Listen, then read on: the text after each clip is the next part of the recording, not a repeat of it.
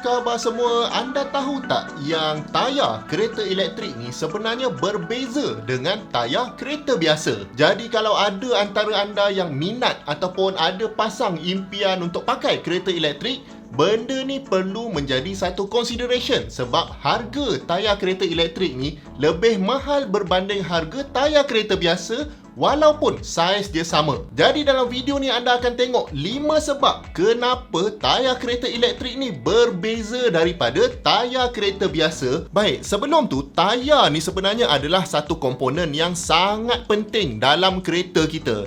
Kereta kita tu kan, waktu tengah bergerak dekat atas jalan, hanya ada satu benda je yang sentuh permukaan jalan tu, iaitu tayar. Jadi memang tak dapat dinafikan, memang komponen ni sangat penting. Tapi malangnya, walaupun dia sangat penting, kita pula buat tak tahu je pasal tayar ni kan. Kadang-kadang tu tayar lembik, jalan juga. Tayar tu trek nak habis pun jalan juga. Jadi itu yang ada kes yang kereta mengelongsor lah. Kalau waktu hujan tu kereta berpusing lah. Kemungkinan besar sebab tayar. Dan bukan nak kata semua kereta elektrik ni perlu menggunakan tayar yang special untuk kereta elektrik. Tapi disebabkan makin lama makin banyak manufacturer keluarkan tayar yang special untuk kereta elektrik, jadi kereta elektrik ni pun makin lama makin banyak menggunakan tayar dia sendiri. Dia tak pakai tayar yang biasa ni. Jadi sebab yang pertama kenapa manufacturer kereta elektrik letak tayar yang berbeza dekat kereta EV diorang adalah disebabkan kereta elektrik ni dia punya weight distribution dia sangat berbeza daripada kereta biasa. Biasanya kereta elektrik ni dia letakkan bateri tu dekat bahagian bawah platform kereta tu.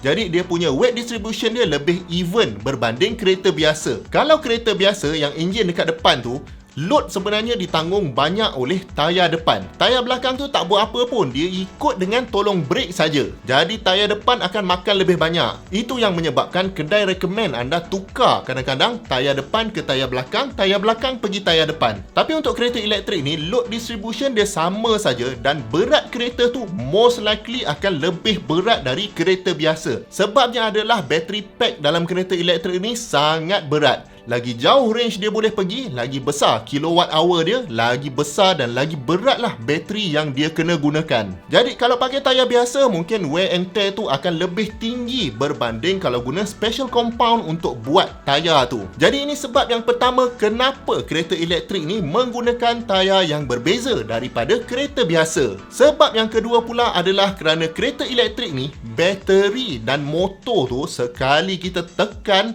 macam nak terbang. Kita rasa kereta tu dia punya torque dan dia punya power memang serta-merta, atau orang putih kata instantaneous lah. Ada beberapa kereta elektrik yang saya pernah cuba, contohnya Volvo C40 dan juga BMW iX tu, sekali kita tekan throttle dia memang rasa macam nak terbang. Memang rasa macam tak logik dia punya acceleration tu. Jadi acceleration ni lah yang menyebabkan orang sekarang ramai tergila-gilakan kereta elektrik ni. Tapi untuk handle torque dan power sebanyak ni dan secepat ni, perlukan compound tayar yang lebih special. Kalau pakai tayar biasa je, confirm wear and tear dia akan lebih tinggi.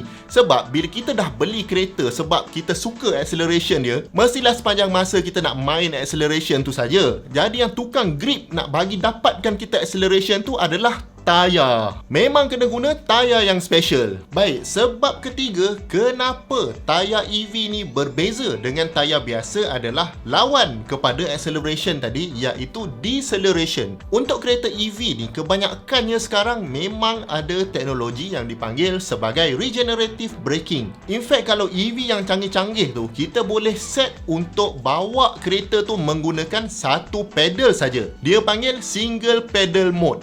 Bila kita tekan, dia pecut. Bila kita lepas, dia akan brake kau-kau punya, seolah-olah macam ada engine braking yang ganas. So kereta biasa pun brake juga, tak payah tayar yang special pun kan. Tapi kereta elektrik ni kan, setiap kali kita lift tu, dia akan brake dengan ganas tau. Kalau kereta biasa, kita lepas throttle pedal kita tu, kereta tu akan cruise dulu. Tapi kalau kereta EV ni, dia terus brake. Jadi disebabkan kekerapan accelerate, decelerate tu, Ini yang menyebabkan kereta EV ni memerlukan tayar yang lebih special dan lebih kuat dia punya compound dia. Kalau pakai tayar biasa memang akan banyak wear and tear. Jadi kalau kita tengok 3 sebab sebelum ni, yang first adalah load yang tinggi, yang kedua acceleration, yang ketiga deceleration. Ketiga-tiga sebab ni menyebabkan EV perlu guna tayar yang special untuk mengelakkan wear and tear yang sangat ganas. Kalau tak, pakai sekejap dah kena ganti tayar kan? Sebab keempat pula, tak ada kena-mengena dengan wear and tear, tapi sebab keempat adalah untuk membantu kereta elektrik tu pergi dengan lebih jauh. Caranya adalah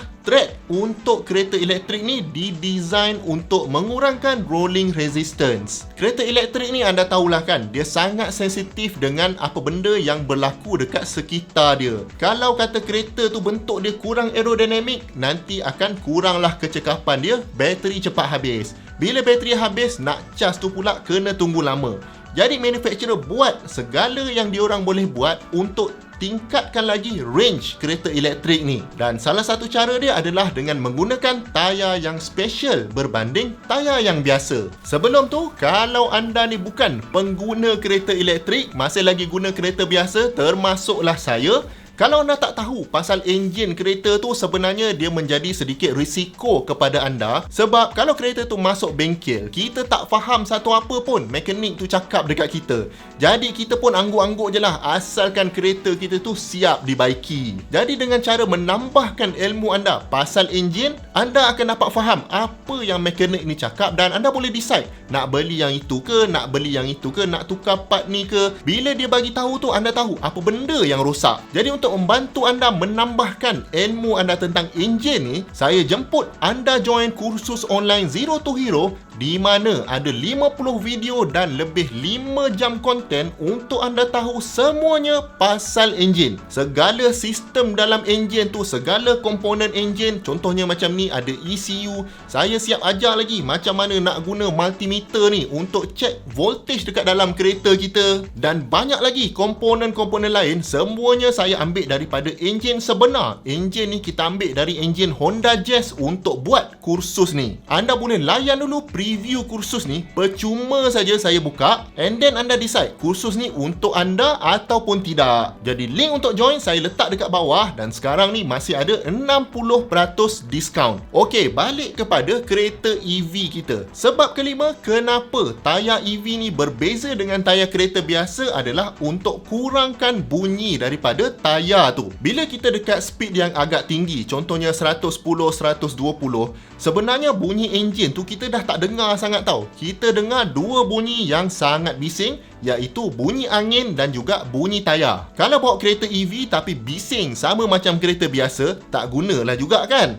Jadi manufacturer pun cuba untuk design tayar tu supaya tak mengeluarkan bunyi yang banyak macam tayar biasa. Jadi sebab itulah tayar EV ni dia lebih special sikit berbanding tayar kereta yang biasa. Dan maksud special tu adalah dia lebih mahal sikit lah. Tapi sebenarnya tak menjadi kewajipan untuk kereta EV ni pakai tayar yang dibuat untuk EV. Boleh je dia nak pakai tayar biasa, cuma dia tak dapatlah keistimewaan yang kita dah discuss tadi. Jadi anda sendiri kan, teringin tak nak pakai EV? Ke takut bateri tu habis ke, rosak ke? Jadi cuba komen pendapat anda dekat bawah dan jemput tonton banyak lagi video-video best dekat sini dengan dekat sini. Sekali lagi, link untuk join kursus Zero to Hero saya letakkan dekat description dekat bawah. Jumpa lagi di video yang akan datang.